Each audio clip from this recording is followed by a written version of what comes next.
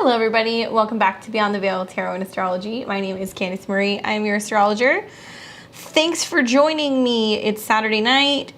This is the weekly live show that we do where we do live readings. We alternate weeks. 1 week we do astrology, 1 week we do tarot, and it is astrology this week. So I'm very excited to be able to, this is the first show actually of the month, for the month of November.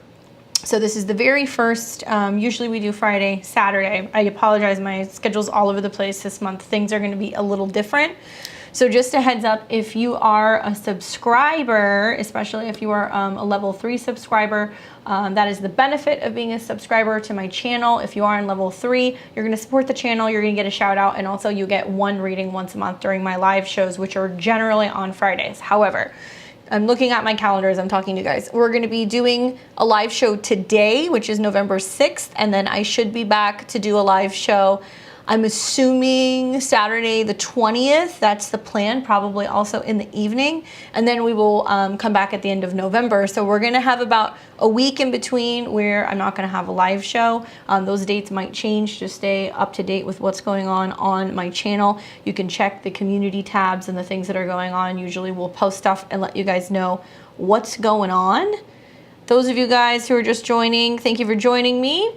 We're doing live astrology readings. So if you check the link below, the PayPal information, we also have Super Chat. You can get into the queue to get a reading. To get a reading, I'm going to need your exact date, time, and location for your natal chart. We're charging $40 for one question, whether it's aspects in the natal chart or through transits. We're also offering Synastry, so if you have questions about a relationship dynamic between yourself and another person, questions about how the relationship could pan out, what could be happening, how you guys work together, we're charging $65 for that. And like I said, we have PayPal and Super Chat. If your name is different on your YouTube account versus your PayPal account, just let me know. So if you send a PayPal payment, let me know, because I check it from time to time, and I'll go in and out and see if somebody has made a purchase. Also, if you look up here in this corner, I have a QR code, so if you're on a laptop and you want to scan that, that's an easy way to do that. No worries, Spacebug, we're all good. We want to just give a special shout out and thank you to the level 2 and level 3 subscribers. Really thank you to everybody, but people like Jen Rich, Phoenix, Paula, Nancy, Jessica Martinez, Angeli, Sam, Emma, and Susan. You guys are all awesome. Thank you guys so much for supporting this channel. If you guys have noticed, like the last month or two, when I have extra videos pop up, I'm putting out new content about stuff. So I actually just dropped my video about the lunar eclipse in Taurus. If you guys haven't seen it, it is now out. I wanted to get that early. It's about an hour and a half of me giving kind of world and kind of future predictions as a result of this eclipse that we're going to be having in just short of 2 weeks. So that's exciting. We're in eclipse season. The very first eclipse for the nodal changes that will be taking place in the new year. The North Node's moving into Taurus, the South Node is moving into Scorpio.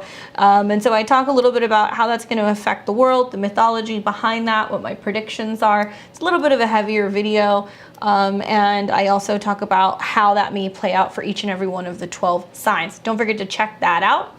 I'll be back here on Monday doing my my weekly show, my astro weather, giving you guys insights into what to expect the week ahead. You don't want to miss that. We're going to be talking a lot about all of the impending squares from planets in Scorpio to Saturn and Uranus, or between Saturn and Uranus, excuse me.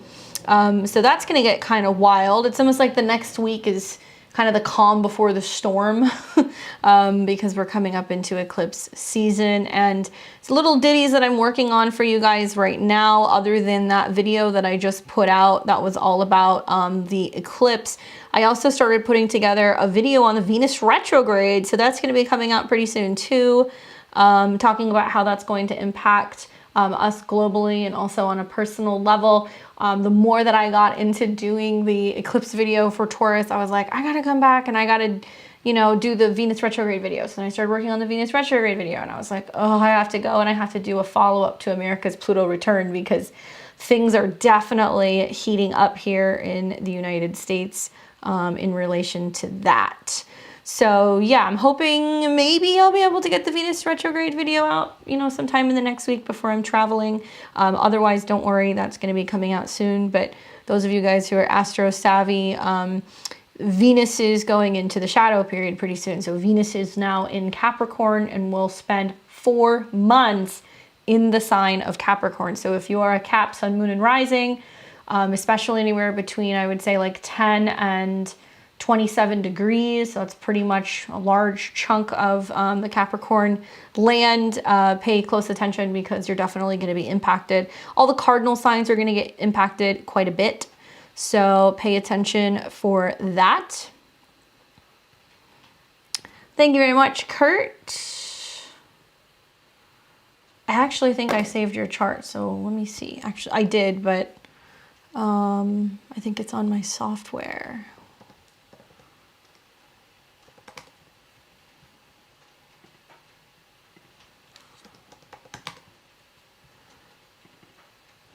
So I'll put you back in here. January 23rd, 1995.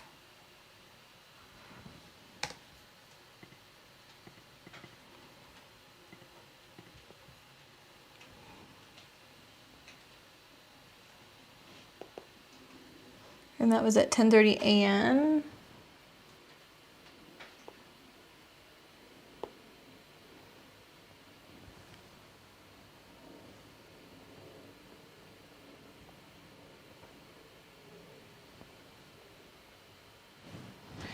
Okay, so we'll pull your chart up. And if any of the level 3 people are here, and if you guys want to cash in on your reading, let me know. Otherwise, I'll see you either in 2 or 3 weeks. So that's going to be Phoenix, Paula, Nancy, Jessica, Angeli, Sam. Let me know. Let's pull up this information for Mr. I guess I'll say Mr. Powers. Okay.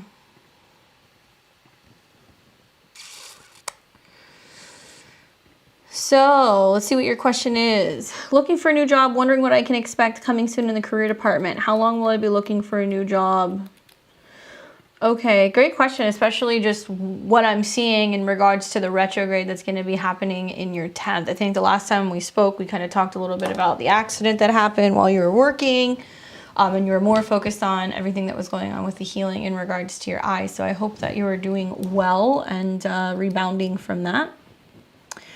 Okay, so when we're looking at work for you, we're looking specifically at both your 10th house, which is Capricorn, as well as Saturn, okay?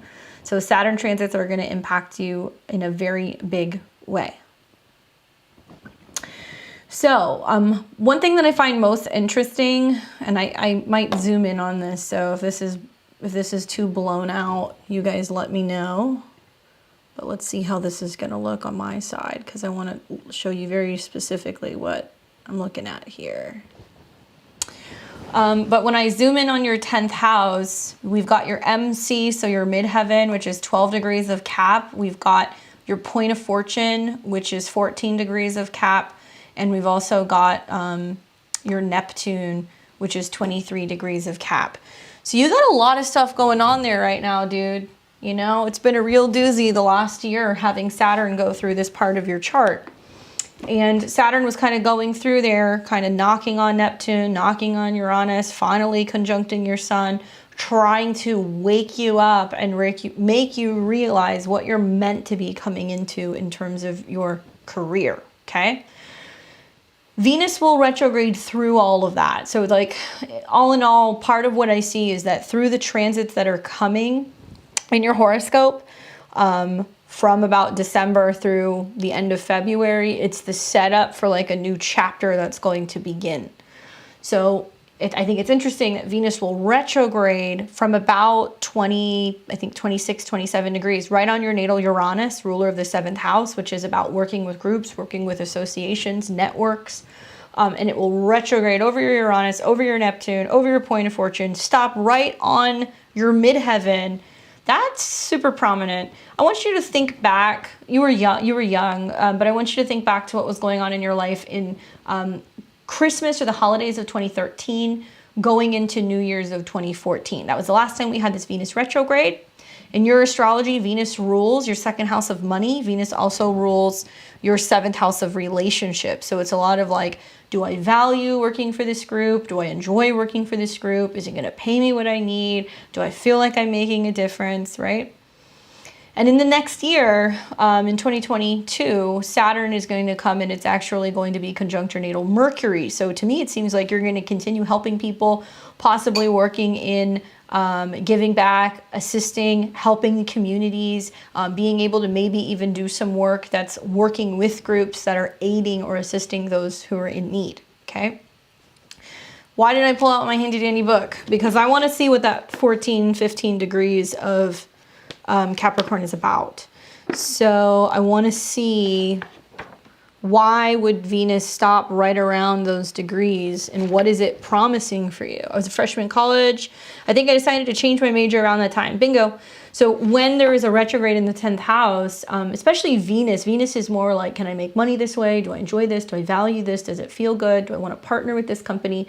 I want you to think more about the people who you're working for and if you're in alignment with them, right? Okay. So 14, almost 15 degrees of Capricorn. Okay. All right. This is a good one.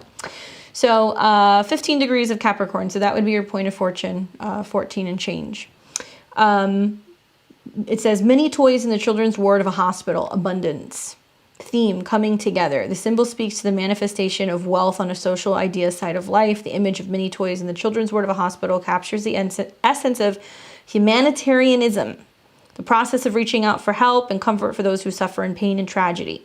Symbolizes charity, kindness, sympathy, and love. Alludes to the fact that pain and suffering come alike to saint and sinners, and in some ways often seems unjust. The suggestion here is that occasions of opportunity for fellowship at a deeper, more meaningful level. The symbol is on the end result of experience, where experience leads rather than experience itself. The accent is on sympathy and making the lives of others happier. Charity, kindness, sympathy, philanthropy, humanitarianism, compassion, thoughtfulness, generosity, right? Mercury in Aquarius in the 11th. So every time Venus hits these degrees, I imagine you're going to be going back and forth with possibly other companies that you could be working with. Now, I could also see when Venus conjuncts Neptune in this chart, around 23, specifically look around December 6th. That's when it's really heating up to get into the retrograde. It's about to turn retrograde. Moon and Venus will conjunct Pluto, and it's coming into a trine with the North Node in your second. So can that manifest as something showing up? Possibly, especially because that day you got Mercury and the Sun hovering around your Venus. So certainly maybe you're talking to people. I would wonder what your experience is, like what your background is, what type of work you've done. I think you said that you were like working with like kids in the community that needed assistance. Do you see me getting fired during this time? I've been getting thrown under the bus a lot without getting too into it. I'm definitely not aligned with my bosses and trying to get out of it being toxic. That would be something like possibly when Venus comes into a conjunction with Pluto, and also I noticed that it's squaring your moon. So to me, it seems like there's also some conflict revolving around housing. I mean, it's kind of hard for you to escape Pluto and Venus in a square to your moon. Yeah, you work with at-risk youth. Okay. So do I see you getting fired? Terminations and endings of jobs usually have something to do with the ruler of your sixth. So that could be Mercury. And I noticed that you're going to start seeing the writing on the wall where it's like stuff's going down at work that you're not crazy about, that you're not liking, and you're having issues getting along with other people because the Pluto is in a square to your moon. So that's going to bring a lot of that stuff up. But do I see you actually leaving? Not necessarily. Not necessarily. Maybe when Mercury is conjunct Jupiter, you're aware that there's like new things that are coming up. Look for information around the end of November where they're issuing like meetings, or they want you to sign documents, or maybe somebody sits down with you and they want to have a review with you. Something like that can happen at the end of November. That is kind of like the precursor for you realizing like, whoa, I'm not going to stay here for very long.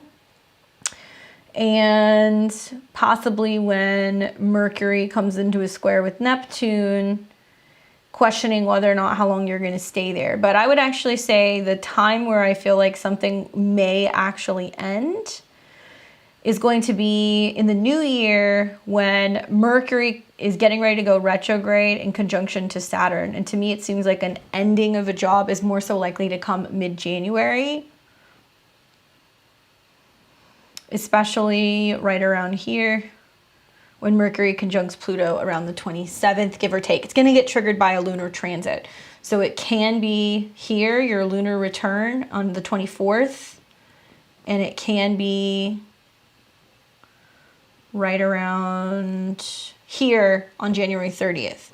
The truth is many people who have a lot of planets in their 10th house with this Venus retrograde, if it is making aspects to other personal planets, like the moon, some astrologers see the moon as your fortune, right? Because it's constantly fluctuating and changing.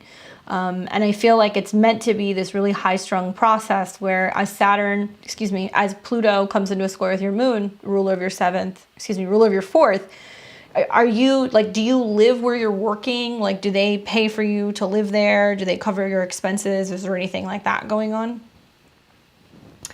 I would have to say that even if any of these things happen, I know this seems like scary, but if any of these things happen, it's really in preparation, I think, for Saturn coming into conjunction with Mercury, where you have to be incredibly hyper-focused about being in a job or being in a space or a place that you enjoy your work or you feel like you're really making a difference.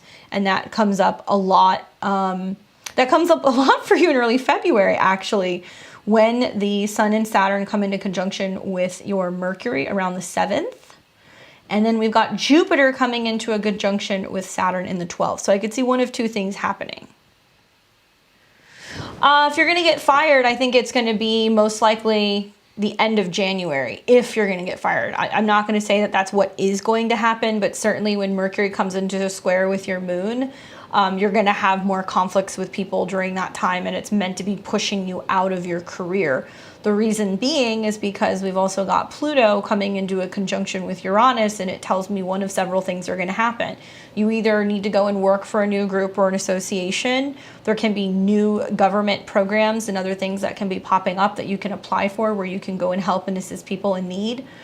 Jupiter going into your 12th house conjunct Saturn tells me that you could go and work with sick people, working in hospitals, working in mental institutions, mental wards, assisting people who have been incarcerated, working with foster children or people who are still at risk, or at youth at risk, but it might be people who are like actually dealing with abandonment through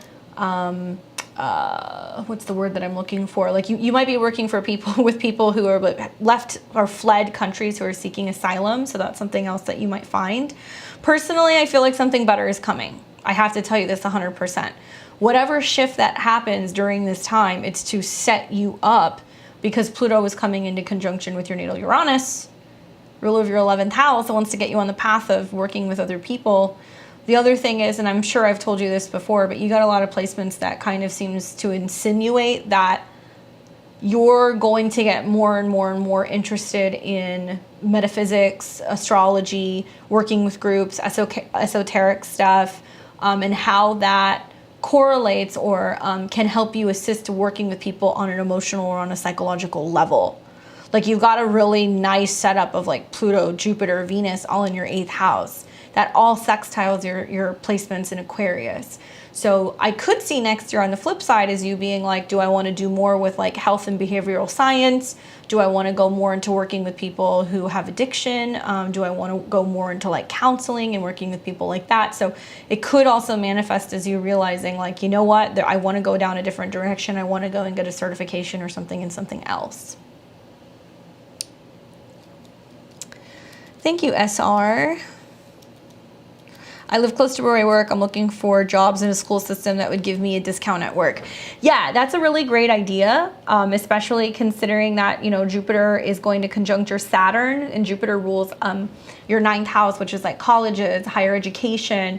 And I would assume that even if you're still looking in February, like let's say there is a layoff that happens at the end of January, the magic period of time here is going to be when Sun and Jupiter conjunct Saturn around the end of February, specifically February 28th and on. I'm so excited for the astrology this day in the world because the conjunction of Sun, Jupiter, and Neptune is all going to be very illuminating, where we're learning to practice more humanitarianism, giving back, helping those in need.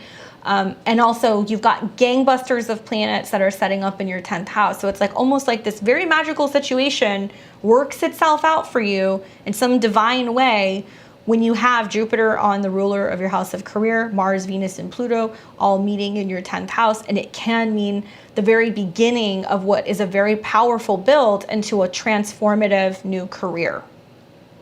The plan is right now to find something like teacher's assistant while I get back into my master's education. Bingo, like literally, yeah. And you may be in the process of doing that literally sometime between the end of January and the end of February is what it's looking like. I would highly recommend that, especially considering in the long term, because you have Saturn in the 12th, it may symbolize that part of your Saturn's return may be about you completing a higher form of education so you can teach or you can go into like psychological studies. Yeah, I agree with you. I mean, the other thing that I would say right now is, you know, you've got an eclipse coming very soon, and the degree of the eclipse is like is right around the midpoint of your Jupiter-Venus midpoint. I don't know if you know what midpoints are, but it's going to be like right around 12 degrees. So that seems to be your midpoint in Sagittarius. Jupiter and Venus are the two most abundant placements. So a new moon eclipse there is kind of suggesting that somewhere around the beginning of December when that eclipse hits, yes, you're concerned about money, you're concerned about what you can pay for, you're contemplating, do I take loans, do I take out credit, how do I pay for stuff? When in reality, I feel like that will manifest within 6 months in bringing you more money and also getting you into an occupation where you can work and also get assistance so you can finish your education. So much of your Saturn is going to really mature right 2 to 3 years after your Saturn's return, when Saturn starts to move into Taurus and it's trining your midheaven, right when you're done. So I think like completing like a master's program or something like that would be really great. But yeah, I mean, don't be afraid of what's happening. I would really encourage you to go and learn about transit Pluto square your moon. That's a doozy. And it's really activating something in you that's getting you more aware of the fact that you can't have these dangerous, violent, scary, emotionally manipulative kind of dynamics in your career. Like you can't be working in spaces like that, and it'll bring all of this Plutonian stuff up and push you out. Hopefully that's helpful. You'll have to let me know what happens. Like wait and let this play out. Use the eclipse around the beginning of December to set intentions for support, for higher paying wages, for you to get assistance, for cosmic goodies, for you being able to start working somewhere where you can go back to school and have it covered. That's what it's going to help you work out. And you'll find that you're working a lot of that out, especially document wise, next summer. No, don't be afraid of what's happening. I have a moon in Aries, same degrees. And when Pluto was squaring my moon last year, it was flipped. It was in an opposite house. But yeah, all of the scary things that happened were actually really good, and it got me into a much better like living situation, and it got me back on YouTube. So it's a positive thing. It's really important for the growth of your career with what's happening. Okay, hopefully that's helpful. Okay, so let's see who else we got here. I think somebody else sent something.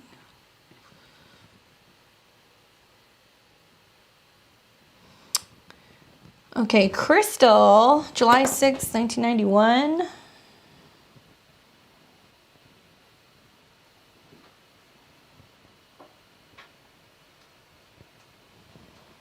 And that's 4:33 p.m.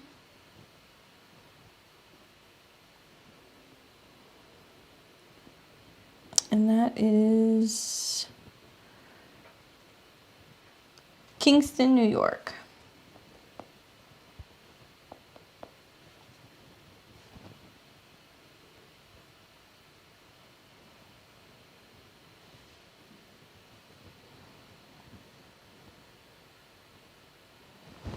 Ooh, this is a fun question.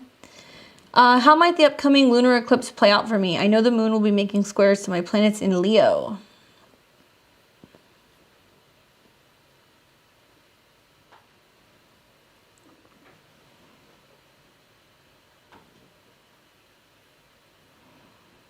Is she in here? Let me know if you are here, Crystal. So she's asking questions about the lunar eclipse.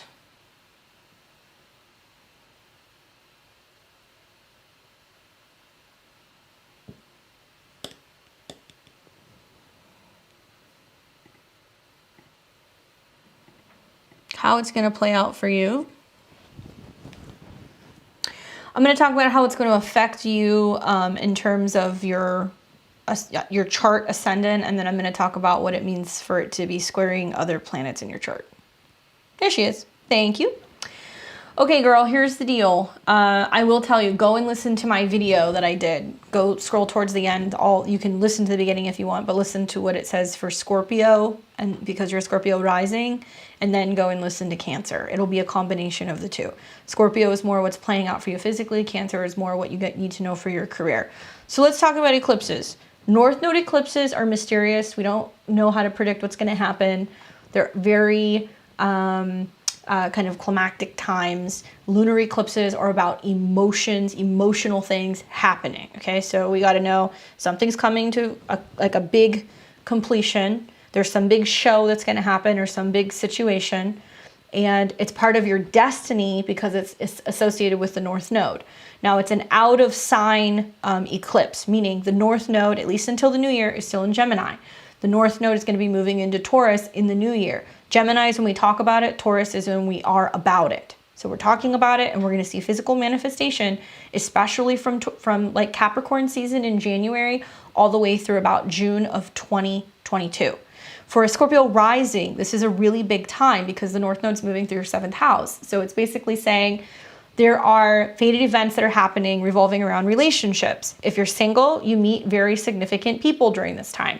If you're partnered, there's huge decisions that you make in relationships. Sometimes those decisions can get to a point where it pops and you're like, that's it, I can't do this anymore, I'm done with this relationship. But I have seen people who are like settling down, committing, getting engaged, getting married, forming business alliances. The North Node overall, especially when it's in Taurus, is good. It wants to bring you something stable, something secure, something abundant, something you can rely on, okay? So, also, being that you are a Cancer, Taurus is your friend, okay? Taurus sextiles for you.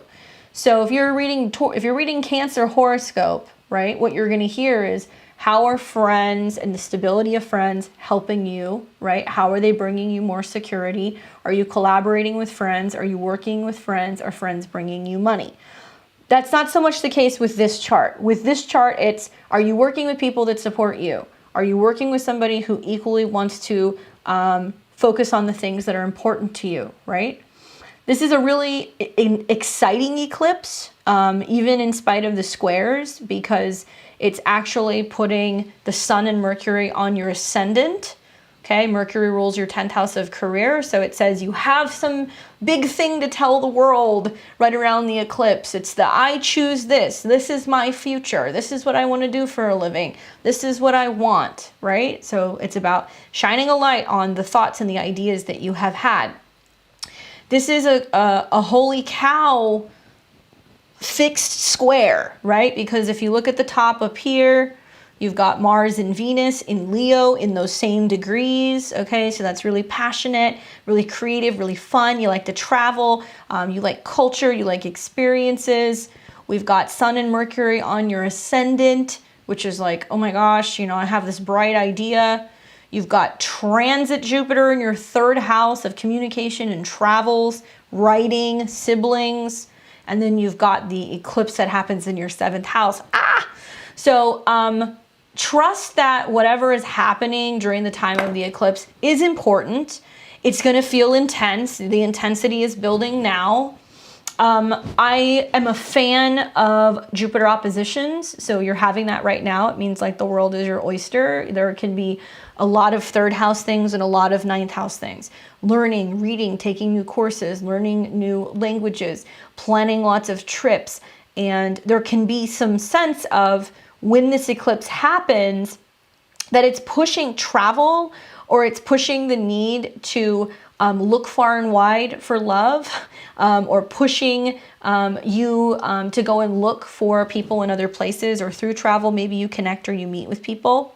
Venus rules this particular eclipse, and Venus at that time is very, very, very close to your natal Uranus. It's also very close to your natal Neptune. So it tells me that you can meet somebody who lives in another place. You could be traveling and considering another place where you're going to be living. This is what I'm really excited to see what happens for you. All in all, the eclipse is positive, but I would say it's about letting love and relationships into your life and starting to really reevaluate what it is that you value when it comes to partnerships in general. I also like that Venus is in a trine to Uranus, so it tells me that you're breaking out of routines and you're doing something different than what you usually do. And I will tell you that whatever happens or whatever transpires during the time of this eclipse is like a snapshot of pretty much everything that's going to happen for the next year. Because next year, when Saturn goes deeper into Aquarius and it comes into an opposition with your Jupiter, with your Mars, with your Venus, and it squares the North Node and Uranus getting ready to head into your 7th, how I've seen it manifest is like open conflict with siblings. Like there can be conflict that you can have with like a family member and there's like a lot of drama. There can be issues with vehicles. There can be you making shifts revolving around what you thought you know or what you thought you believe in, or you might change gears and decide to go back to school. And it can also really put an emphasis on relationship communication. And I've seen a lot of Scorpio risings like the last year or two with these transits be meeting people who live in other places, and the basis of their relationship is actually revolving around them talking by phone. So let me know if I've lost you here. Let me know if any of these things have kind of been coming up for you already. The truth is like just having, planets are still in your 12th house. So planets aren't going to leave your 12th house for a little bit. But once they start to sit on your ascendant, I booked a reading with you in January before those happened. Okay, cool. Yeah, I mean, and the truth is to be honest with you, a lot of it already has to do with your Saturn return, because you do have Saturn that is still technically by sign opposed all of that Leo and in a square to Pluto on your ascendant. You know, what I have seen, especially like Scorpio risings that have Pluto in the 12th, they've been learning to like let go of like their feeling of their need to like control everything, and they're like learning to be more open and realizing that unless they're really going with the flow and they're learning how to communicate and express their fears or their concerns, it's harder for you to relate to other people. When you have this much kind of Scorpio energy in your chart, Pluto in Scorpio, Scorpio rising, you've got an 8th house moon, south node in the 8th. Are you finding that it's like scary, the idea of like vulnerability and opening up and possibly being with somebody? That Mars and Venus in your 9th house seems to insinuate that love is easier or maybe better when it's at a distance, or somebody who travels a lot or might be very culturally diverse, or maybe they have like a very kind of open spiritual mind. Like you need somebody like that if you have Mars, Venus, Jupiter, and Mercury all in the same sign. The dispositor of those is the sun. The sun is in your 8th. So you need somebody who's deep, who digs deep, who's willing to kind of go into some of those uncomfortable lands with you. Don't lose sight of the fact that Uranus in your 6th house is sextiling your sun. That's a biggie. I think that that's also kind of suggesting that you may, over the next, you have walls up with people, over the next couple of months, like if you think that's wild, wait until you see all of the planets then move into Taurus next year. Here. When all the planets start moving into your 7th and you've got squares between your 4th house and your 7th. I mean, to me, it tells me that I would be on the lookout for just issues revolving around communication with family. But also, like, it's trying so desperately with Uranus in a square to your Jupiter and a bunch of other planets to get you more open to going to other places, you know? But I think that overall the eclipse is fine. I'm not really worried about the eclipse for you so much. It also trines your Juno. And, you know, that Venus retrograde is going to go right over your Juno. So it's trying to possibly get you thinking about just being open to partnership and how having support with another person, not just financially, but the support of knowing there's another person to help you and teach you that it's okay to open up, can actually be incredibly valuable for you.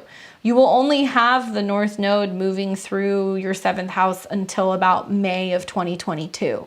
So the eclipses will keep on, right? You'll keep having eclipses, but what you're going to find is that the North Node then drops into your 6th, and then you got to wait until Uranus goes into your 7th, which is going to be closer to 2023. So at that time, it is more serious relationshipville. I have found like the 3rd decan of Scorpio risings are the ones who really come into that in 2023. But next year is the year that's going to shake up your routines. So be open to it. Be open to the people who show up. And if you're in a make or break situation in a relationship and you feel like you're ready to get back out there, or something's not working, or you have to clear out the past, sometimes there can be some sense of that kind of showing up. So the weeks revolving around the eclipse, pay attention to who comes into your life. It's very important. I've seen many clients that when they're having eclipses in their 1st and the 7th house axis, those are years where very prominent people come into their life. You only have that transit every like 18 or 19 years, you know? So it's really important. But it'll start materializing when it gets into Taurus. Hopefully that's helpful for you. Thank you, Miss Romero. Let's see. 9/19/1981. How do you pronounce your name? Is that Udana? Udana? Can you let me know how to pronounce it? I want to make sure I'm saying it right. 9/19/81. That's at 4:30 a.m.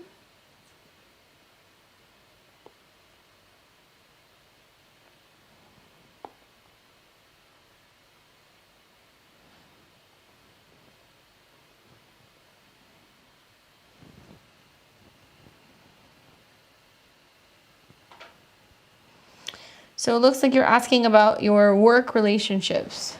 You're welcome, Crystal. Glad that was helpful.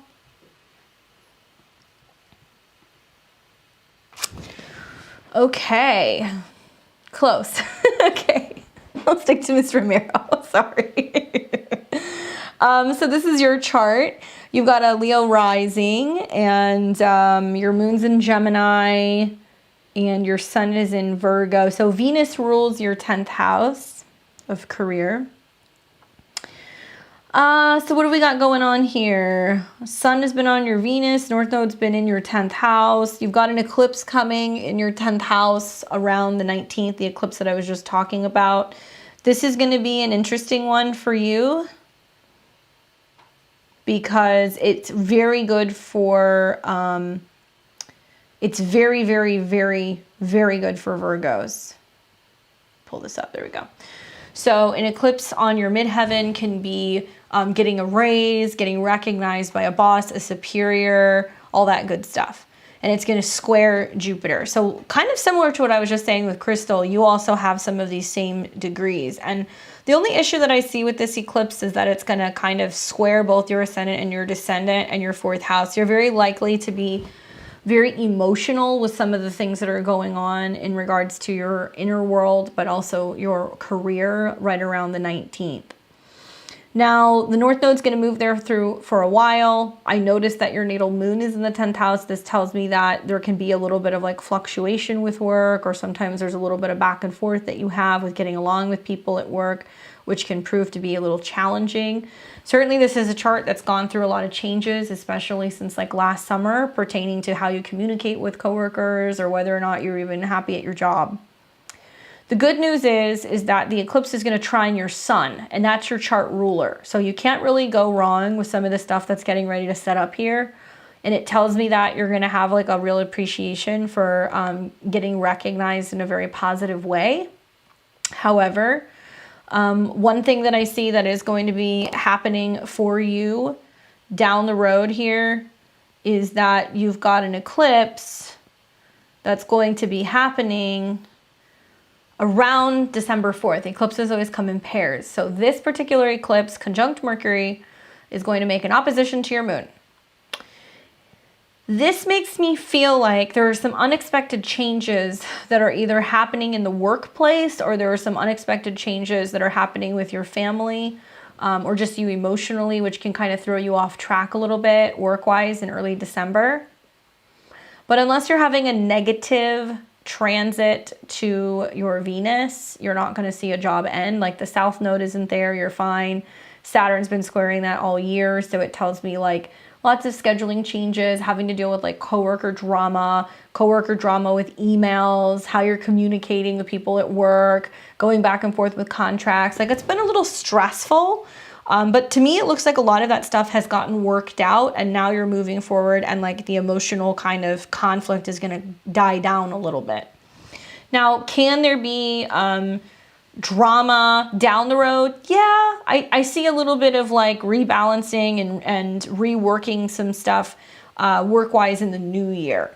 When you have both a Venus retrograde in Capricorn and you also have a Mercury retrograde in Capricorn, this is going to be really strong about mid-January.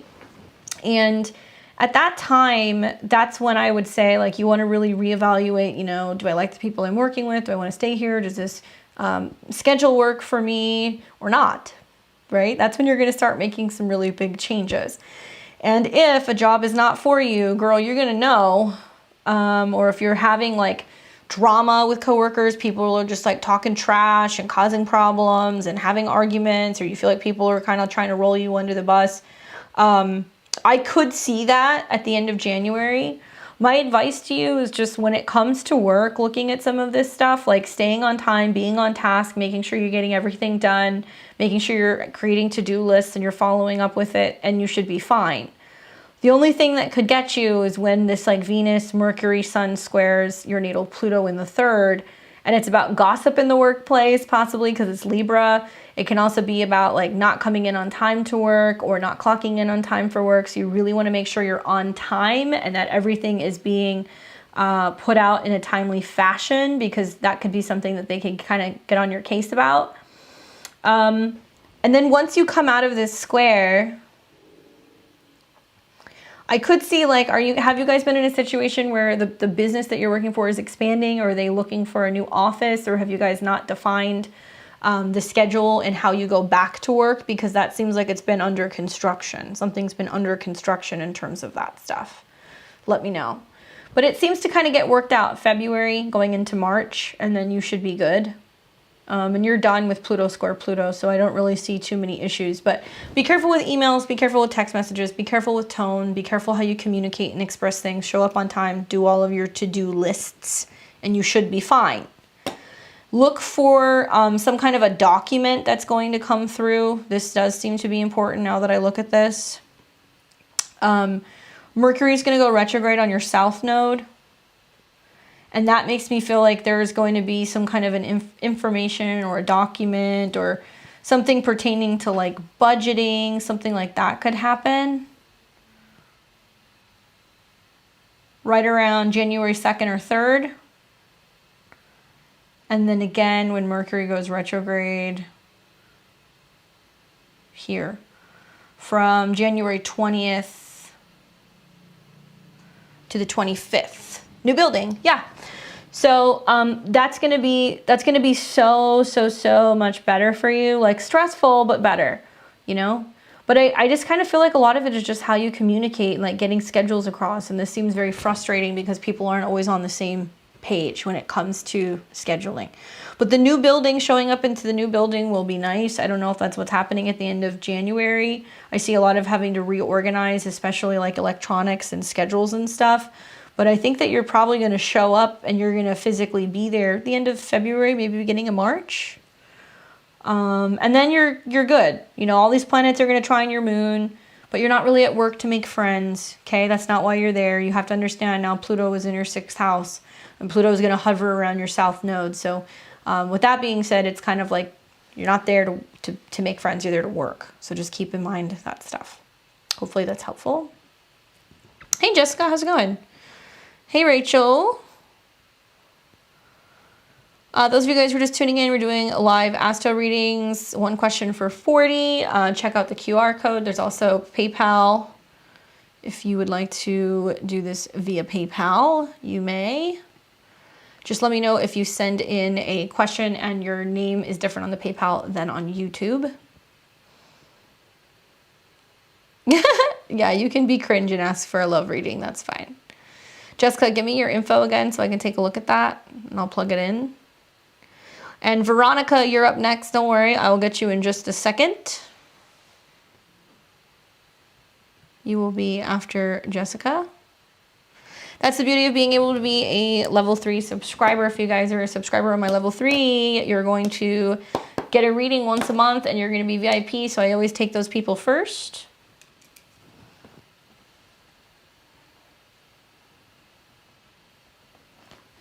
Bring on the cringe. Thanks, Rachel. Appreciate it. Once you guys, just make sure you put your question and your birth information. I need your time, date, and location of birth. And then let me know your question. 11/29/85.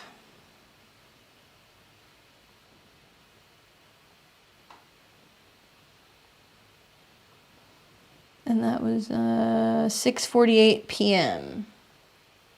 Give me his birthday too, if you would. Or his first name, whichever you want.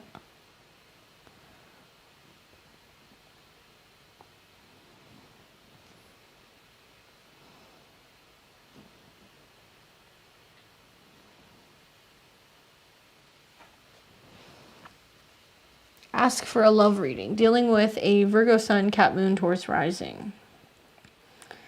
That sounds like a fucking nightmare. Sorry, it's a lot of earth, girl. I'm a cougar.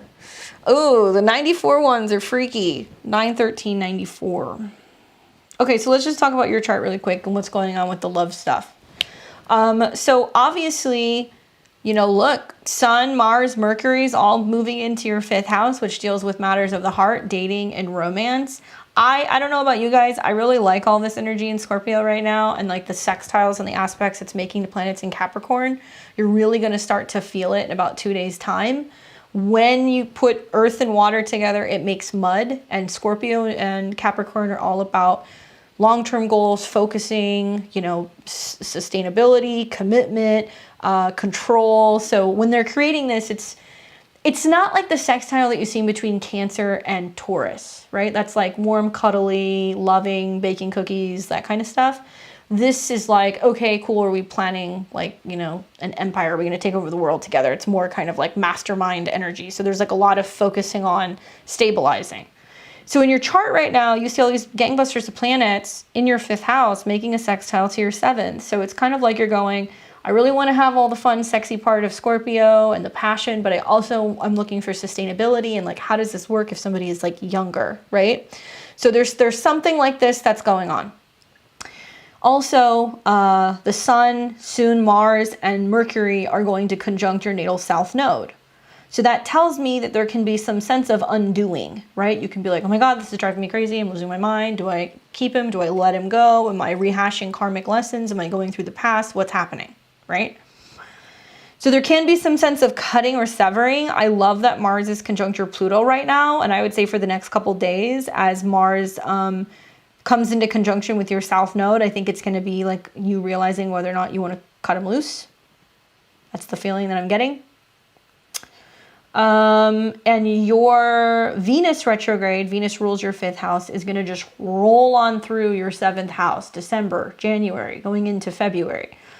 So, you know, having Venus spend 4 months in your 7th house is cool because it's going to sextile your natal Venus, and it's also going to make all these gangbusters of planets, you know, sextiles to your 5th.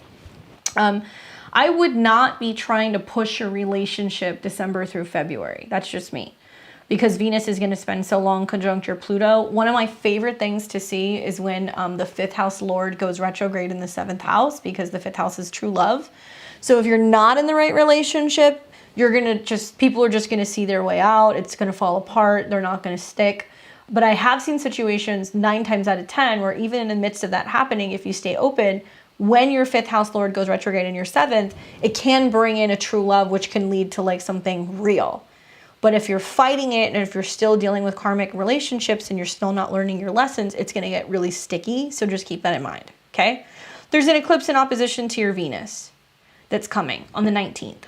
And that tells me that it's kind of paving the way for you to possibly go up. I think it's time for us to kind of call it what it is. So some of these things that I'm kind of seeing is going to happen. And you really want to stay tuned. Like when I put out my Venus retrograde video, I want you to really listen to it, and listen to it for Cancer, because you're a Cancer rising. So let's look at his info. 9/13/94.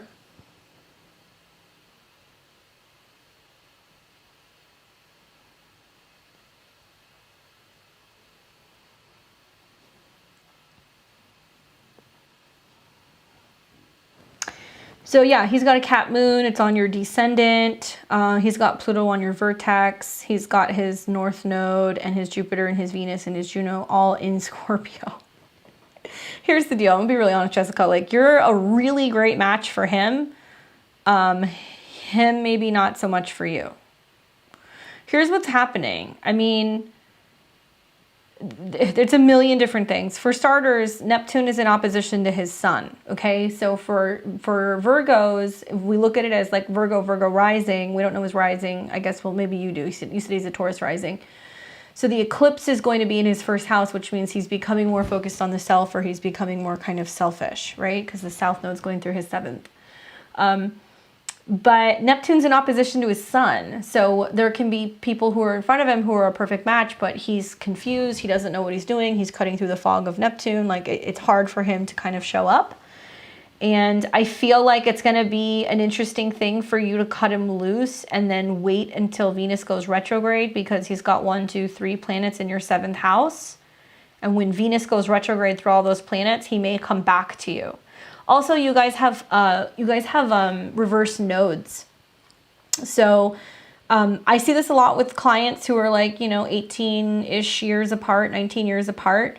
It doesn't mean it can't work. It's just harder because collectively where you're going, he's been, and where he's been, you're learning. Like, there's some kind of opposite that's going on here. His North Node is in Scorpio with Jupiter and Venus, and your Pluto is there, which means can be awesome physically and sexually, and there can be like this real obsession and fixation, but he has to be able to kind of see that it can't just be sex. It has to be intimacy. It can't be fear. It can't be mind games, things like that, and Cap, Virgo's with a Cap moon. I mean, this is a very earthy person. Part of me feels inclined to tell you, like, take a step back when Venus goes retrograde for him, and that's going to be happening very heavily in his 9th house. It's like his beliefs in regards to relationships may somehow change. So if you're feeling like you want to take a step back, take a step back. I mean, honestly, something better is coming. I got to tell you, like, I would happily clear house with a chart like this, because there may be some need for you to kind of undo some of your karmic connections to other people so you can be more so available. Like, if you meet a guy and you have Pluto on his Juno and on his Venus, he should look at you and be like, oh my God, you're the most attractive thing I've ever seen. Like, he should not be able to keep his hands off of you. In theory, he should be obsessed with you. I'm not saying that's a good thing, but he should be, because of the Pluto conjunction. On the flip side, also, he's got Pluto conjunct your vertex, ruled by Mars. You've got Mars in your 4th. What you will experience later this year when Venus is conjunct Pluto and it's in a square to your Mars is you're going to realize you can't just let anybody into your house. You can't just let anybody into your physical dwelling, right? Because that's representation of your heart. And there needs to be some definitive differences between what it means to be a situationship versus being friends versus being something. Like what Venus conjunct Pluto square your Mars is going to teach you is like, if somebody's saying, no, no, no, we're friends, cool, then we're friends. You don't come over, you don't sleep over, we're not playing these games, we're not doing this, give me my space. And you'll be much more aware and conscious of who you're willing to let in, right? And he's a little confused. He's born with Mercury square Mars square Neptune Uranus. So it takes him time for him to kind of realize things and maybe sometimes see things at a distance before he realizes what it is. Right? That's what woke me up. The sex is stagnant and boring. I was like, wait, I don't like him. Do I like him anymore? Yeah, I mean, and that's the thing is that, you know, if he has so many, if his North Node is in Scorpio, he has to learn to share. Not just think about himself. This is a guy who's also not going to be more so ready for relationships until post the Venus retrograde. And if he's a Taurus rising, sun in the 5th house, he's very fixated on the self, right? That's him. And 2 signs away, which would be Scorpio in his 7th, I mean, he needs time. I would definitely wholeheartedly leave this person be. If he comes back to you during the Venus retrograde, let him know what's up. But I would say stay open because I think something else better is going to happen. And yeah, it can be a great connection. But if you're not feeling it, especially sexually, then that's a no-go. Hopefully that was helpful.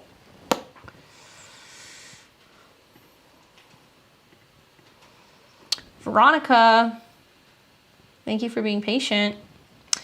May 10th, 76.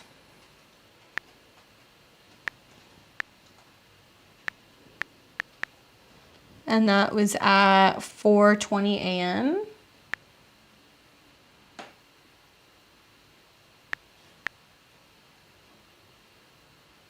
And that is in Melrose Park, Illinois.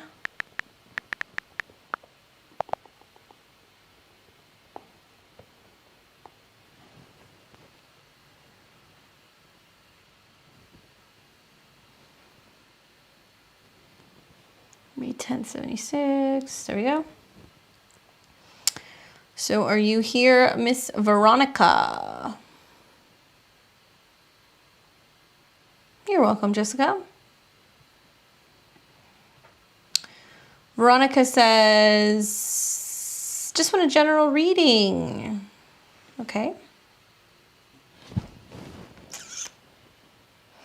Ooh, my eyes get really big when I see this new moon that we just had. A couple things. One is 2 days ago, we had a new moon that was on your North Node. That's big.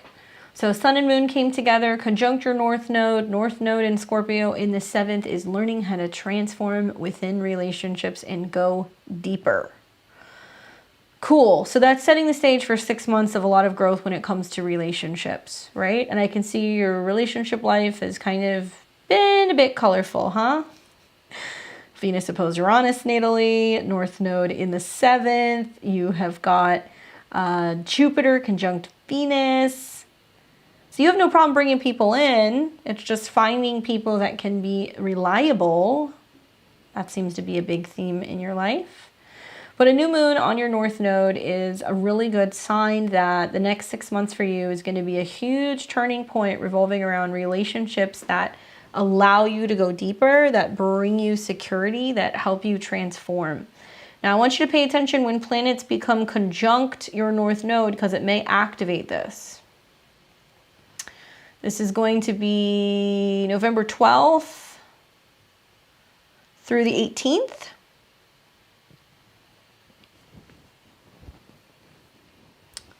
And you have an opportunity here to kind of just see if somebody else pops in.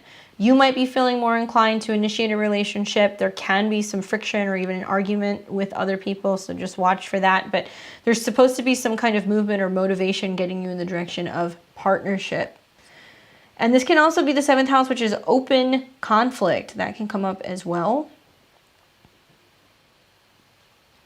Another thing that I'm seeing just here down the road for you also is that you have planets in Capricorn in your 10th house, like transit Venus and Pluto, that are coming into big oppositions with your Mars and your Saturn. Tell me, Have you been in a situation where you've been trying to think about how to move, how to relocate, how to separate something in terms of your living situation? Is there something going on here where there's like friction between you and another family member, or are you wanting to like relocate but you're feeling stuck at work? Is there anything like that going on? Thank you very much. Jasmine, you're on my list. I've got Rachel, Ayana, and Jasmine in that order, so just stay tuned.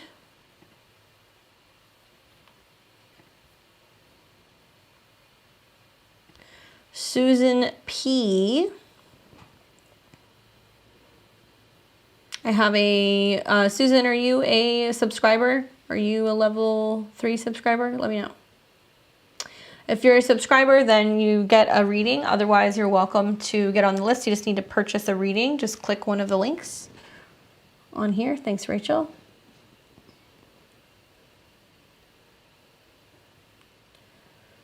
So let me know, Vera. I'm just looking at your question, or Veronica, excuse me, or Vera, excuse me, yeah. Does this make sense to you? Is there something going on in a living situation? Because you've got Pluto coming into an opposition with your Mars and your Saturn. That's really big. Like, you really want to be aware of what's going on pretty much December 1st through, let's say, the end of February. That seems to suggest there's a huge turning point in your life in regards to either where you're living, where you're working, or a relationship. For example, I've seen Pluto come into an opposition with Mars and Saturn where they have to go home and take care of a parent. I've seen people feel like they have to sell their home or they have to move. I've seen situations where people decide that they're ready to finally go through a separation and actually move out of somebody's house or have somebody move out of theirs.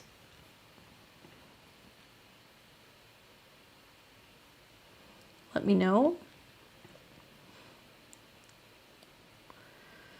I see you, Susan, but I do not see a purchase from you. So do make sure that you hit send, and not request,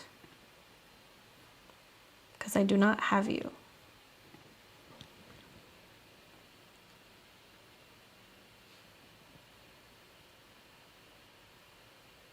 Oh, Susan, you sent me a question. I know exactly what you're saying.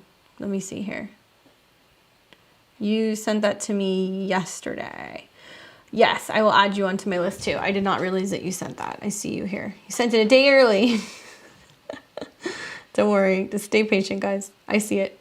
I'll get to you next. Don't worry, Susan. Let me know, Vera. I am waiting to hear from you. Otherwise, I'm going to move on. But I would say to you, because you've got your chart ruler, Mars, Venus, which rules partnerships, coming into a conjunction with a bunch of planets in your 10th house, there is a huge shift going on in your inner emotional world, either where you're living or the possibility of realizing that something is over. You need to actually physically move or emotionally move on. This is a huge theme in your chart right now. And it's interesting that when this cycle completes, like that new moon I was talking about, when that comes full circle here, I want to move, my husband doesn't. My home has attracted so many conflicts with people. My house attracts problems. Yeah, girl, it's time to move. Big time. And what's going to happen here, just to be honest with you, is that by the time all of these squares sync up, like if he's not down to move, I foresee in your astrology that you're going to tell him that you're the one moving. Just a heads up. This is coming in February. So what's going to happen is the Venus retrograde is having conversations with your partner about, if you don't want to move and I do, we need to come up with a solution. If it's about work, can we look for work in another place? So there's something like that that's setting up, that's going on for you right now, that is going to be not a bigger problem, but it's definitely going to be a lot more conflict that's leading to you possibly making the decision to either move or relocate without him. And just know that that whole situation blows up in a very big way in February, right? So a lot of it can be diffused by having conversations that's like, look, how do we move from this? If it's not leaving this city, then it's leaving this part of town, or it's leaving this particular place. Specifically with Pluto, because Pluto deals with the 8th house, it can be taxes, other people's trash, other people's problems, other people's issues, all coming into opposition with your Mars and your Saturn. It's trying to actually push you out of the house. The 8th house can be paranormal energy too. So something else that can be good is like going through the house, cleansing the house, clearing the house regularly. That can be really helpful. But usually when these Pluto oppositions happen, it's literally trying to force you to move. Be careful, because there can be things that kind of pop up with your family, crises with other family members that come up and try to get you physically out of the house, right?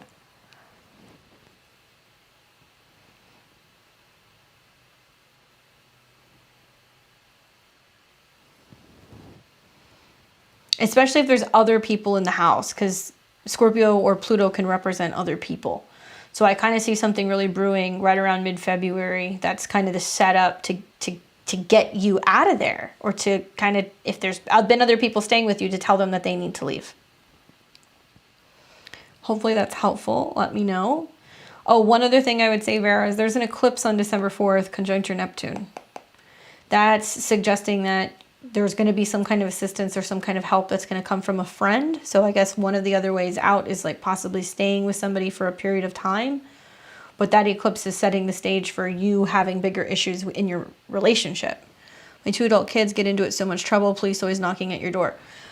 Girl, one thing I'll tell you is that when these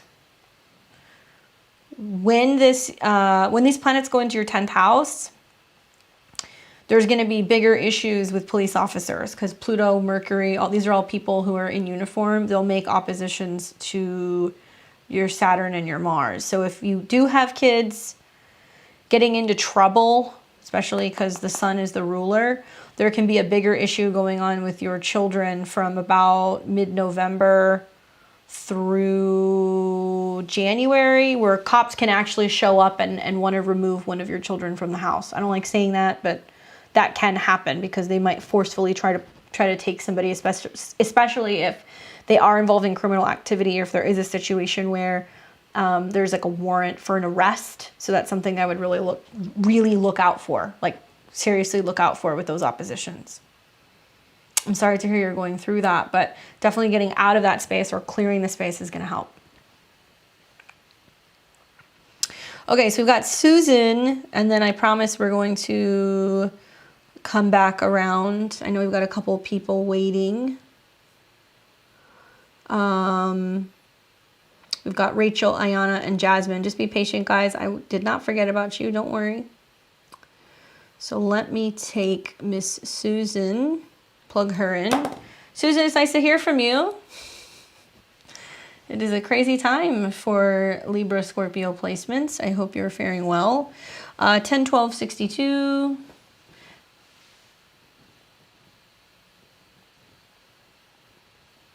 And that's at 9:07 a.m.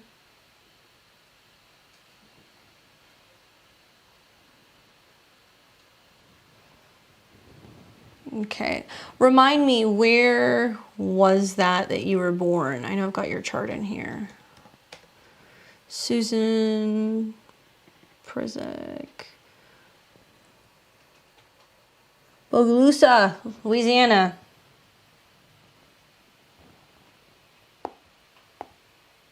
No, that's not it. How do I spell this?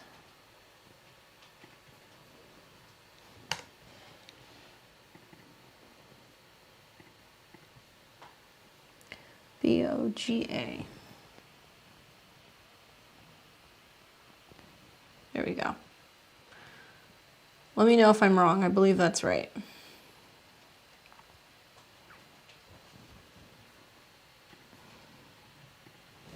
Got it. Okay, so crazy stuff's going on in this chart. Happy belated. One of the things that I would say that's kind of setting up right now is that there is a ton of planets moving in through Scorpio, coming to conjunct your Ascendant, which is about taking action. And this seems to kind of reference some issues either revolving around family, land, neighbors. There's something going on like this right now. All of the squares is setting up for that. Good news is that the eclipse in opposition to your Venus is actually, I think, getting ready to clear out a bunch of stuff karmically for relationships. So that's exciting. But all these planets in your 12th house has you feeling a little cuckoo bananas. Really pay attention with all the planets in your 12th and a square to the 3rd, because anxiety can run really high. You can have lots of like nightmares and dream and sleep disturbances and stuff like that. I find that when Mars crosses your ascendant is when it's more so time to defend yourself, take action. You know, Mars is your chart ruler, okay? So as Mars starts to kind of come into your ascendant, it's already in Scorpio, but when it's on your ascendant, it's going to be less fear-based, and it's going to help you navigate some of these changes. An eclipse in your 7th house is saying that there are some big things happening with relationships, some breaking points. It's in a square to Jupiter in the 4th. So did you have it out with family members or somebody who lives near you or somebody who's been on your property? Are you trying to move? Are you trying to close out on something? Is there something like that going on? Just seems like it's just been nothing but just like frustration and drama with how you're communicating. Like people are kind of at your throat about everything here.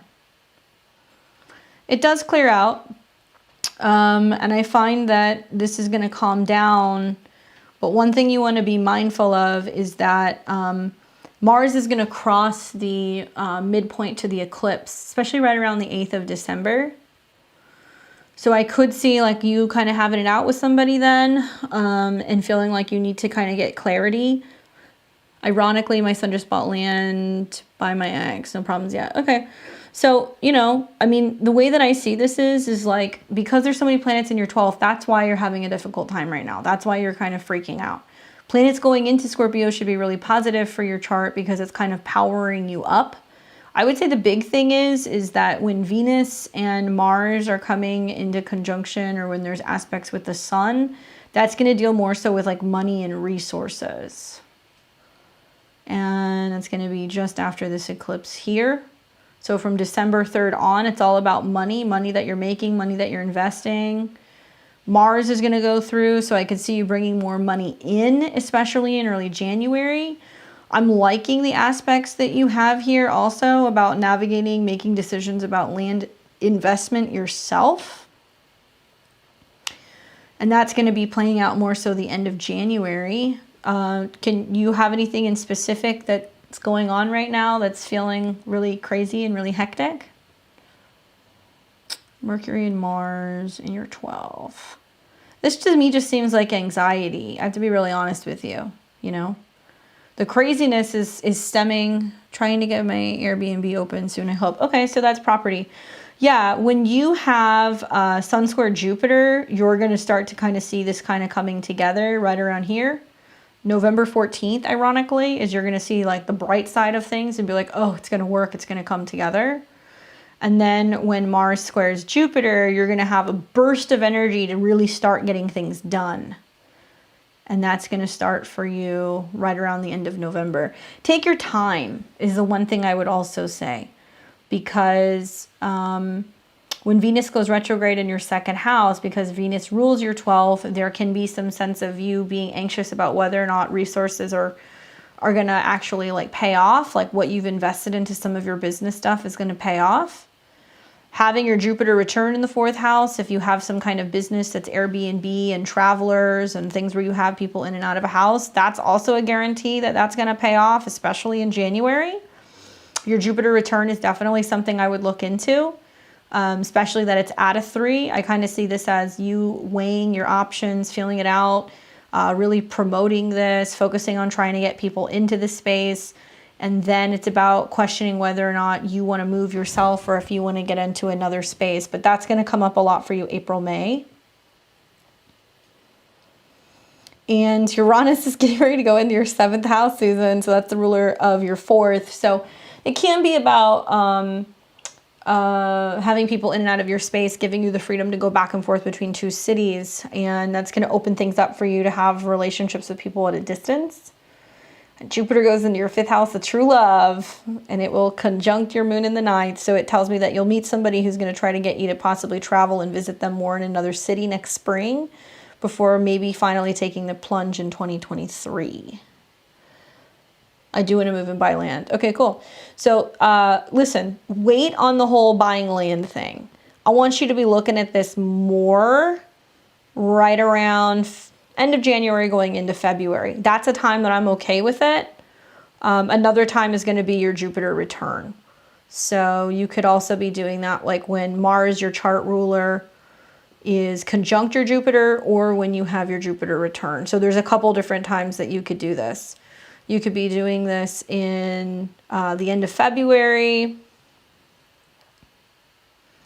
I would rather see like Venus there and Jupiter on your moon. That's just me. So I would say either end of February or mid-April seems to be a better time for buying land, personally.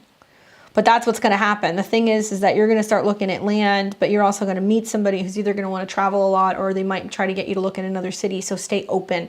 I do not want you buying any land until February. Trust me on this. Please. I want you to really wait until we get those retrogrades out of your 2nd house, because there's a lot of seeing how your investments have played out between now and then first. Hopefully that's helpful. But look for that power up period to be coming pretty soon. Once you get to about mid to the 2nd half of November, and we get all these planets out of your 12th house, you're going to feel calm and you're going to be like, okay, I have the energy to move forward. Lots of changes happening with your eclipses too. Let me know how that goes when you end up looking at land in the new year. I'll be interested to hear where you land. You have to let me know what happens. Hopefully that's helpful. We're going to call last call here soon, guys. So if you want to get your readings in, please do. I'm going to move on to Rachel. Oh yeah, for sure. Much better things are coming, but you have to stay open to partnerships. And you have to get one Airbnb or one property up and running, or whatever it is that you're doing, before you invest in another. You have to watch your expenses until about February. Don't be spending a bunch of money. Okay, because there's going to be a retrograde in your 2nd. Okay, so let's get to Rachel here. 62684. How's it going, Rachel?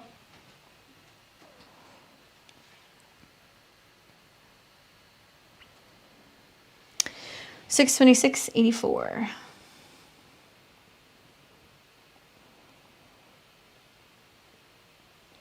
And it was at 9:38.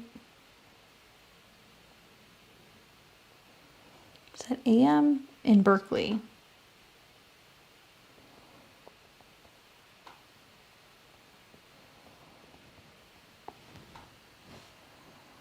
I don't think I've seen you on here before. I know you're a client of mine, but welcome to the live show. Welcome to putting your life out on the internet for everybody to see. We had a reading not too long ago. So much is going on right now. I moved in with my boyfriend during the Mercury retrograde. It's been rocky. Also leaving my current job. Just looking for a general reading of the transits maybe through December. Gotcha. Well,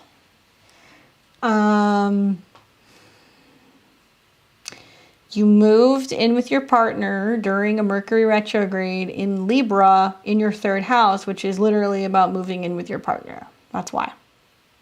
Probably not the best timing, but that's okay. The other thing that I would say is that you have this eclipse that's coming, that's going to happen in your 10th house. So looking for a new job or getting ready to quit and be open to a new job, look for that around the eclipse on the 19th.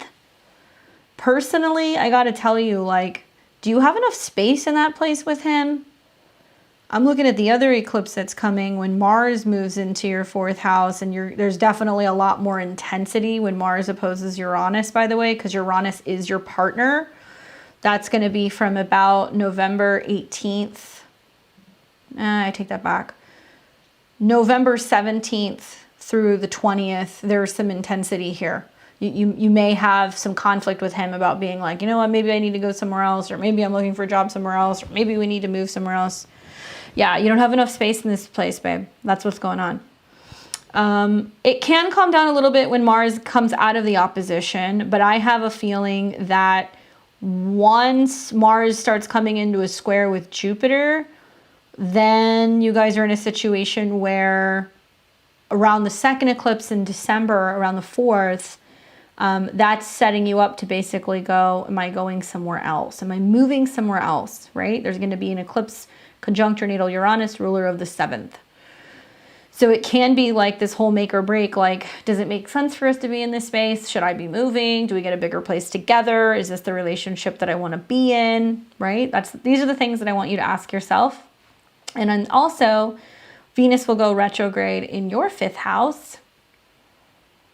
Be careful with taking jobs that you're not sure of. Because I kind of get the feeling that you can take a job, maybe you can start working remotely. Like, I know you have the kind of chart of somebody who bops around and you move a little bit with your moon in opposition to Uranus, but here's the deal.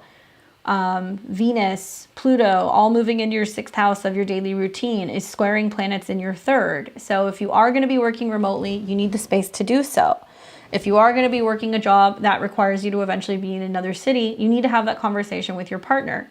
Because December and February are like pivotal turning points for you, revolving around your relationship. And if the relationship is going to stick, I mean, I give you credit for moving in with him though, and seeing, how it's going. But the truth is that I feel like an eclipse on your Uranus around early December is going to be a major kind of determination.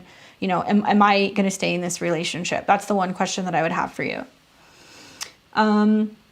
If you can supersede some of these aspects, and if you can get through this period, especially staying there, although I'm not convinced that you will, I think that you may say, I got to go and see my family for the holidays, or, I'm going to go look for another place, or I'm looking for a job somewhere else. I see you possibly trying to get out of there at the end of December and not wanting to be there and taking some space before a reevaluation of the relationship that I really see happening more so January going into February. Just work with the eclipses. Eclipse number 1 is basically going to be in your 10th house. So if you have to look for a new job and if you have to quit, there can be some job change that's going on. But that eclipse is going to square Saturn that's in your 6th house. So it's you kind of being like, I need to work, I need this routine, or I feel like I need health insurance, or just my health is not really allowing me to stay consistent with this job. Like, Saturn is really screaming right now with its square that stress, poor scheduling, not communicating effectively, not having enough space, not being at the right job, that's going to create all kinds of problems in your relationship. Big time. So it's almost like something's got to give, right? And I know it doesn't always make sense. Like, possibly quit your job, get a new job, move. But these are all things that need to kind of happen in order for you to better adapt next year, right?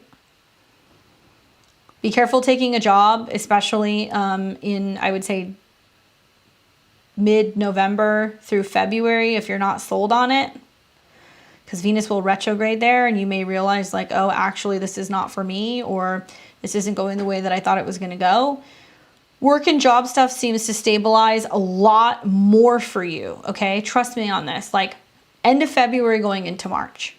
And nobody wants to hear, oh, it might make more sense for you to like focus on your health, get organized, quit your job, take 2 months, and focus on where you're going rather than trying to juggle everything, because it's not going to work. So there is some sense of everything really starting to work and really coming together quite nicely. February, March, April, right? And even down the road, girlfriend, you got a retrograde. You got a Mercury retrograde in May in 2022. You may still change your job then because it's going to go over your moon, right? Him and I have a big trip planned the end of December. I'm a little worried. I don't blame you. I'd be a little worried too with these transits. It's all your communication, and you have some heavy hitters in your 3rd house. You have Mars there, you have Saturn there, and Saturn's coming into a square with your natal Saturn and your Mercury. Stress around traveling, stress around scheduling, right? Like, your health is so important. It's very important for you to focus on your health right now. So I would say if you know that you're ready to quit your job, you're getting ready to leave, girl, Venus retrograde could also bring you something in. So that Venus retrograde in your 6th could literally bring a job in, that would allow you to relocate and go to another place. That's possible. But that's what I would be really focused on. I don't necessarily see the relationship ending per se, but I will tell you that that gets majorly tested in a big way. February, March, April. That's when you need to be most aware. February, March, April. I feel for you. Leo risings are really getting their butts kicked because you got Saturn in your 7th and Uranus in your 10th, and it wants you to commit more to relationships and change your job and be more mindful of who you're partnering with and the effect that your career has on your partners and vice versa, and where you're living. Right? Starting real estate on the side too. That's not bad. I mean, you got your moon in the 10th in Gemini. The dispositor is Mercury. I would just say that you can do real estate. I just really, really, really, really, really recommend, because you're a 5th house sun, that you need to be working with a group of other people. Like real estate, to go out and do real estate just out on your own, maybe at some point, but you may want to actually really opt to try to go and join a company and work for a company. Get your feet wet, feel how that's going before you jump into it and try to do it on your own. Because an 11th house sun is used to working for a big company. You're used to working for, corporate companies and working with all kinds of people. If you're just thrown into something and doing it on your own, it's going to be more challenging for you. You got to pay attention to your sun too, okay? So realize that Jupiter's coming into a trine with your sun. So there can be joint resources, you banding together and being able to work with somebody else. There can be support that comes from a partner, right? So sometimes it's about also learning. It's not about you having to do everything on your own. You're learning how to communicate and express the issues that you're having with your partner so you guys can problem solve. Hopefully that's helpful. Definitely let me know if you need to check in the new year. Because you might need one. We'll see. You might need one. Enjoy your trip. I hope it goes well. Hopefully that was helpful. Ayana.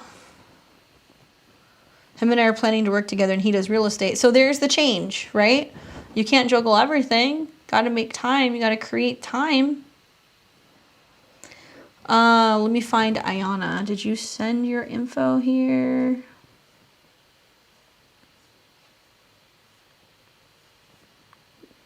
There she is. Or Lana, excuse me. It's Lana. Okay. My mind and my life going to get better. Spiritually, money, pretty damn intense. Help. This seems to be the theme tonight. 51888. 520 in the house. Okay. So, Tucson, Arizona, 3:47 p.m.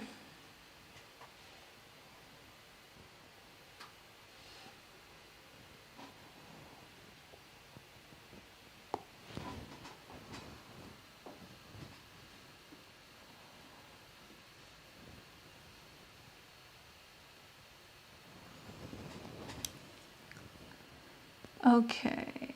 18. Okay. Is my mind and life going to get better? Spiritually, money level, pretty damn intense. Okay. So yeah. Hi. Your chart ruler just conjunct Uranus. Great time for a reading. The good news is that Venus, your chart ruler, is getting ready to cross Saturn and Neptune. So even part of the transits that you're experiencing today, tomorrow, the next couple of days may even be this conversation. So listen up. Venus conjuncting your natal Uranus, your Saturn, and your Neptune, I think is really cool because it's going to give you some insight today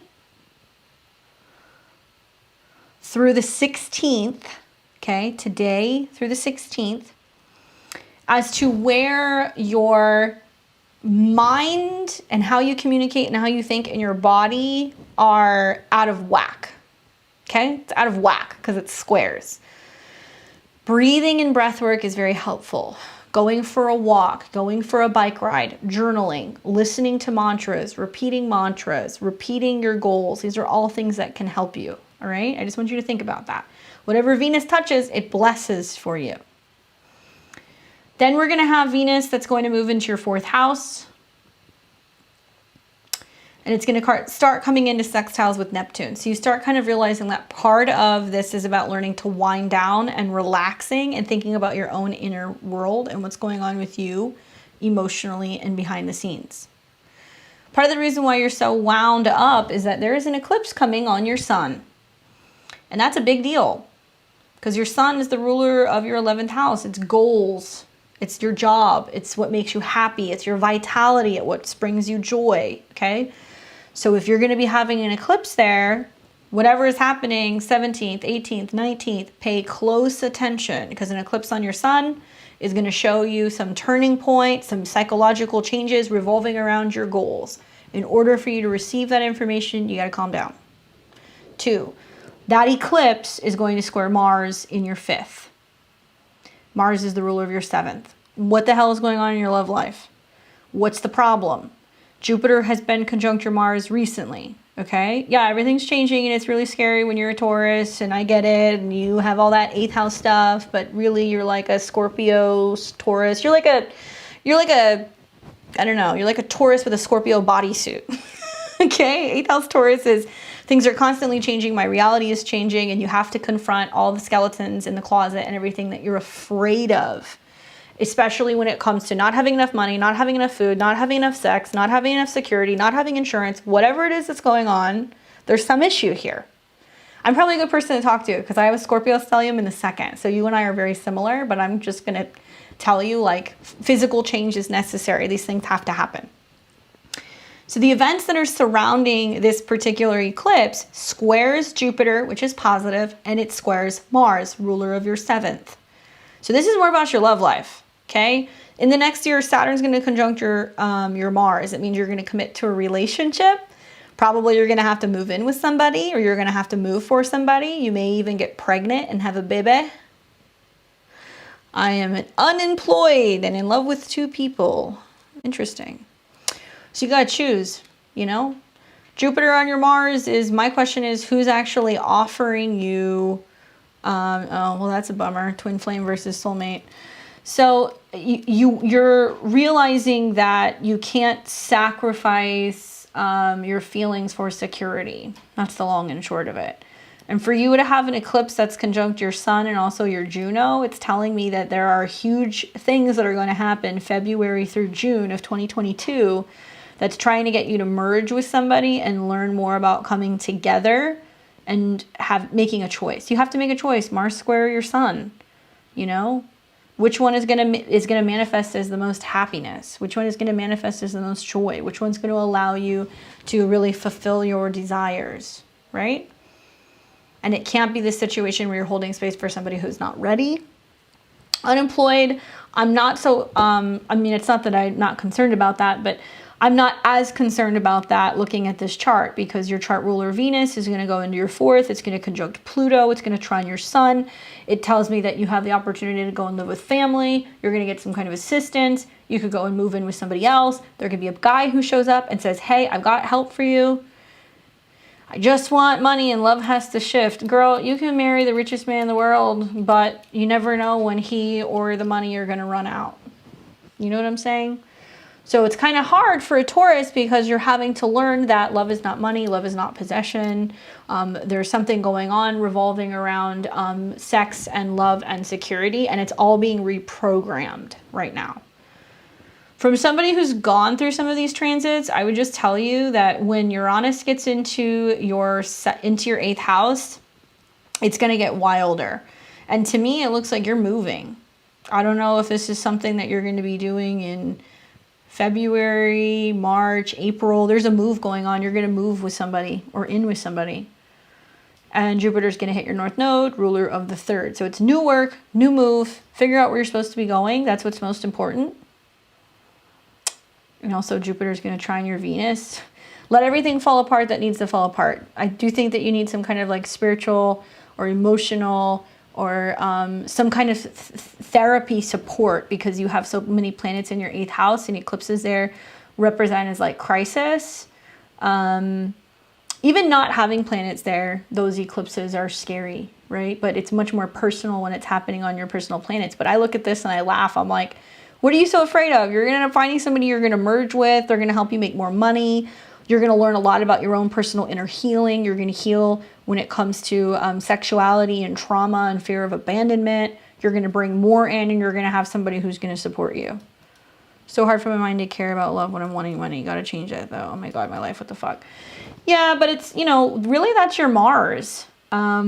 because you have Mars rules your second and it's in your fifth. So what's going to happen is when Saturn hits that, you cannot put yourself into a position next year where you're focusing on somebody who gives you financial security, but you're not in love with them. That's really going to create more problems. Thank you for validating my intuition. I have nothing but a laugh. It's going to be really good for you. Usually when the North Node hits your sun, an important person comes into your life. It can be a man who changes everything for you. And girl, you got Jupiter and Taurus in the 8th house. I'm not even worried about this. This is going to be somebody who is, at the very least, is going to say, hey, I'll help you pay for things, or I'll help you move, or I'll help you get a car, whatever. Not that that stuff's important, but that's happening. And Neptune's on your North Node. Honestly, I would say that it's much more about figuring out your emotions and what's going on with your home base right now and getting to that first. And if that means moving for somebody and having to cut somebody loose, you will not be able to take everybody with you next year. There's no way around it. Saturn is squaring your Jupiter and Saturn is going to square your sun. You can't bring everybody with you. You got to choose one person. You got to choose whoever's going to be best for you. You know? Hopefully that's helpful. Sending you lots of good vibes as you go through those changes. Jasmine, thank you for being patient. I will be putting in your information in just a second. Let's get Jasmine's information up. And you will be my last person. Jasmine, where are you? There we go. July 14th, 1992.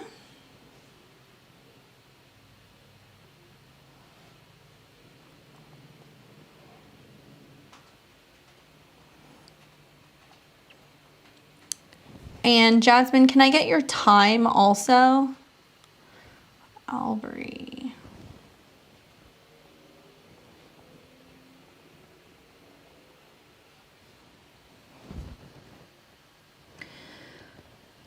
What can I expect from my Saturn return and how to best be prepared, how to navigate with a fixed cross?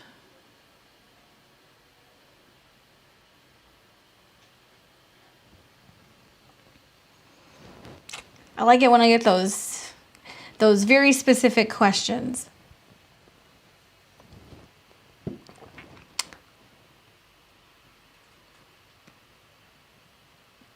Just let me know your time and I'll plug in your chart.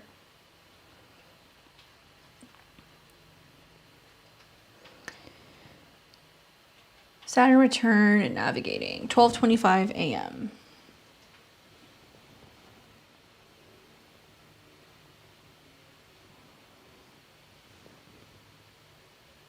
Okay, Jasmine, here we go.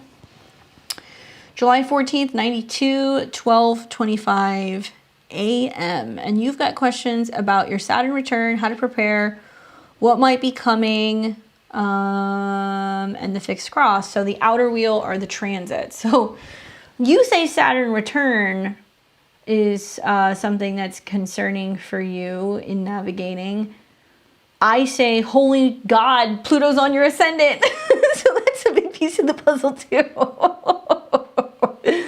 Your Saturn return is important, no doubt. And certainly the Saturn square Pluto is a colorful theme.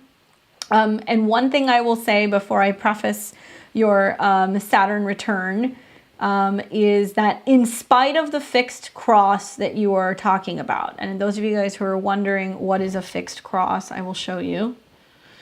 So she's got Saturn in Aquarius in her second house, squaring Pluto in Scorpio in her 11th house, squaring Mercury in Leo, that's technically in her 7th, but it's on the cusp of the 8th. So we call that a T-square. And yes, you have Mars in Taurus. So here's the good news. You ready, Jasmine?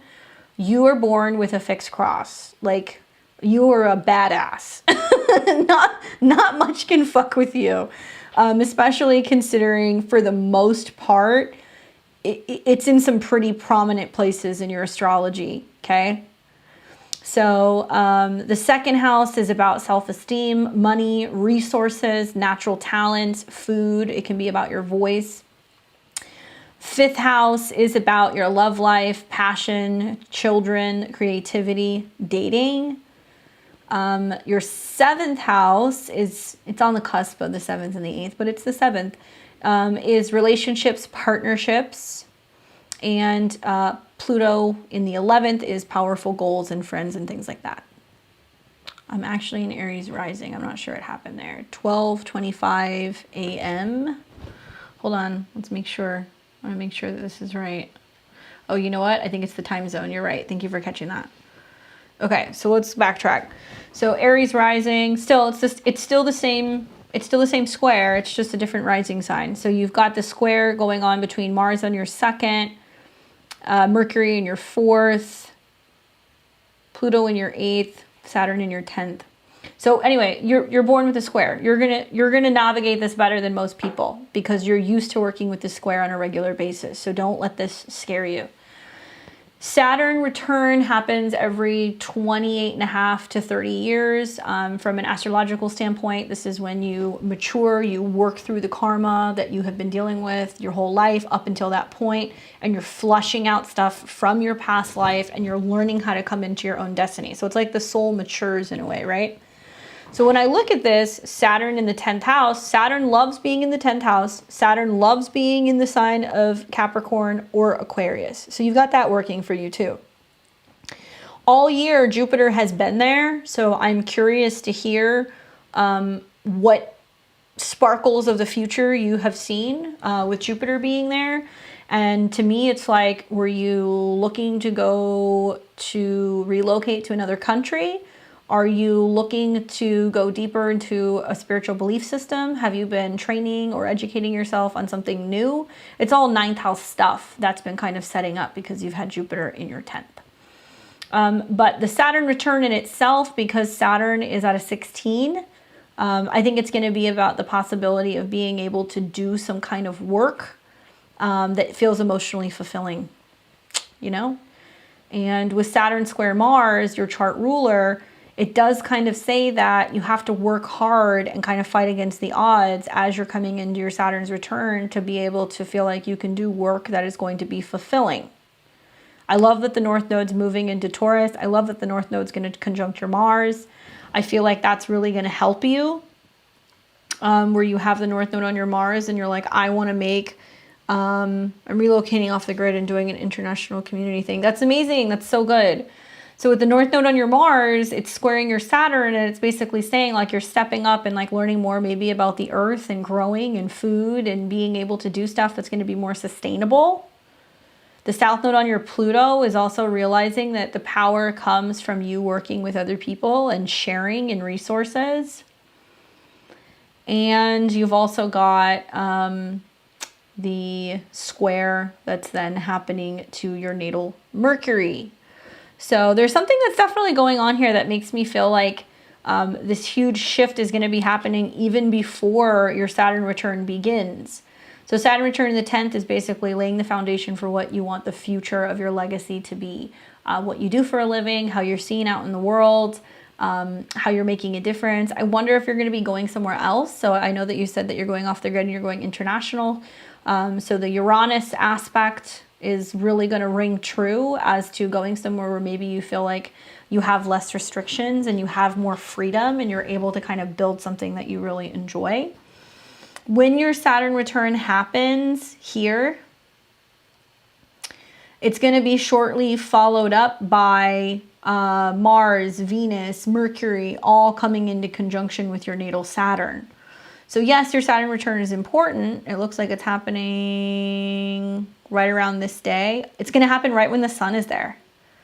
So I want you to pay attention to February 4th.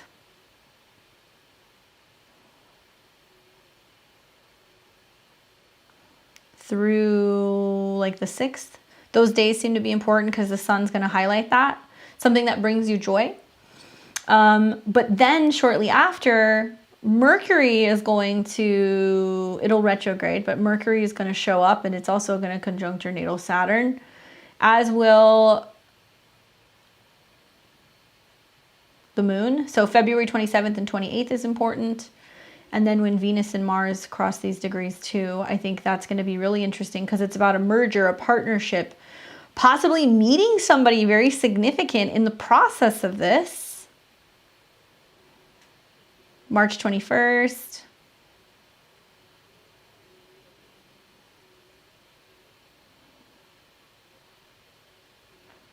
through like the 28th. So there's something like that that's going to kind of come together for you. So I think it's about maybe a business partnership. It can be a romantic partnership that builds as a result of that. And it's all going to square Mars. So it's about banding together. So it's literally Saturn and Aquarius, but in the 10th. It's building a business out of merging with other people and groups. When you break down the Saturn square Mars, because it's your chart ruler, it's just you have to physically be building things, or there's more of a focus on like gaining resources. It can be money, or it can be food, growing food, cooking, working, especially working when you think with like cutting or knives or being able to harvest things. That's something else that's going on. And then you also have the square to Pluto in your 8th house. I feel like it's also going to be possibly bartering or trading. There can be some sense of trading materials or trading resources with other people for sustainability. Saturn, I think, will hit again, if I remember correctly. I think Saturn will retrograde and it'll be conjunct again. So let's look at this here. It'll retrograde and be close, but it doesn't look like it's going to touch it. So you're actually one of those people who it got really close this year and then it retrograded back. So the only real Saturn return you're going to have is actually going to be in February. And then when you get Saturn 10 degrees away, so once Saturn is about 26 degrees at the end of 2022 and it passes 6 degrees of Pisces in 2023, then you are going to be out of your Saturn's return and you're going to be done.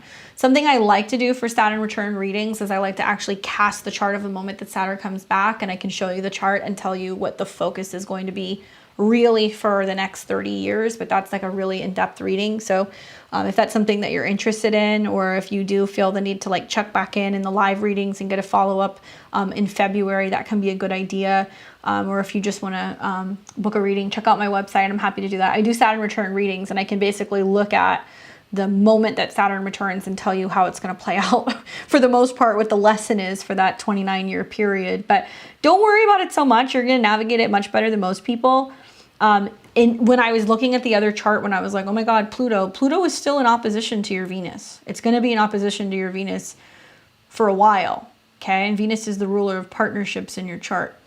So you're going to feel that quite a bit too, where there's like a lot of like merging through, learning more about partnerships, professional and romantic. That's going to be a huge theme. But down the road, when Pluto comes into this opposition pretty strongly in 2023, that's a time to really pay attention, because that's going to be a very big transit for you. So that might be another time to check in. Yeah, growing food, crops, cooking, cutting things, chopping things, that's Mars in the 2nd. So there's going to be a lot of learning about that, but resources and joint resources and what you share and what you trade is going to be a theme. So hopefully that is helpful for you. Hey, Sam. I am actually done for the night, but what I would say is I do have you, I'll put you down here, Sam Norton.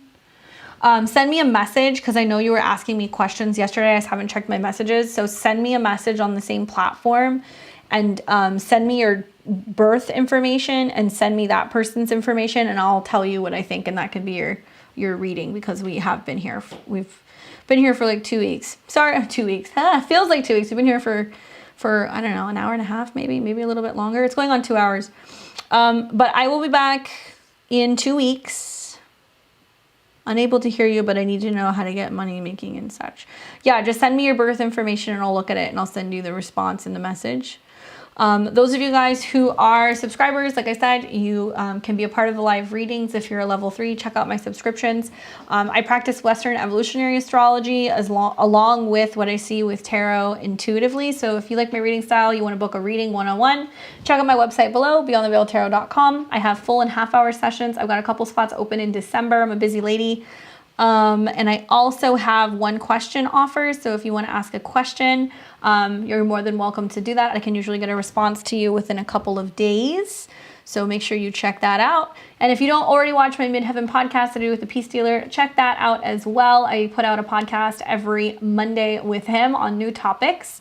We've got a couple new ones that are coming up soon. And those of you guys who are wanting to know more about this upcoming eclipse, check out my most recent video. It's the Lunar Eclipse in Taurus. It's live already. It's a couple weeks early for those of you guys who want to know what's going to happen. Thank you guys for watching the live show. And those of you guys who missed me, don't worry, I will be back probably the evening of November 20th and the weekend of the 26th or the 27th. So I'm taking next week off. I'm going to be gone traveling for a little bit, but I will return. Otherwise, you guys enjoy your weekend and I will see all of you very soon. Take care.